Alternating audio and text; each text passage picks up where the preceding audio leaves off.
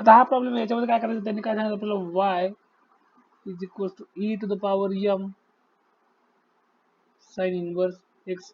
इथं काय करणार मी, नॅचरल लॉग घेतला दोन्ही साईडला, म्हणजे काय होईल, natural log of y is equal to m sine inverse of x मी डायरेक्ट लिहू शकतो. कारण रिझन मला माहिती आहे की ज्या वेळेस मी x is equal to e to the power y याला मी नॅचरल लॉग अप्लाय करतो, तर natural log of x is equal to y natural log of e, natural log of e काय असतो 1. सो मी डायरेक्ट पुट करू शकतो natural log of x is equal to y. मग इथे काय करतो मी आता, डेरिव्हेटिव्ह करतो, डिफरन्शिएट जर केलं नॅचरल लॉगचं differentiation 1 upon y dy upon dx is equal to m चा डेरिव्हेटिव्ह m कॉन्स्टंट टर्म आहे, sine inverse that is root of 1 minus x square. मग काय करतो मी आता, त्यांनी जे आपल्याला इक्वेशन दिलेले त्या फॉर्म मध्ये इक्वेशन घ्यायचा पूर्ण आपण प्रयत्न करू.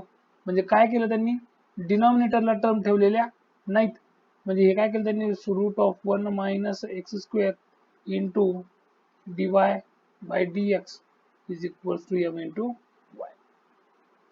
स्क्वेअर केलं दोन्ही साईडला, तर आपल्याला 1 minus x square into dy by dx ब्रॅकेटचा square is equal to m square y square. इथपर्यंत आलो. आता त्यांनी हे कम्पेअर इक्वेशन केलं होतं ए वाय स्क्वेअर सोबत, म्हणजे त्यांनी काय सांगितलं होतं, हे equation as it is is equal to A Y square.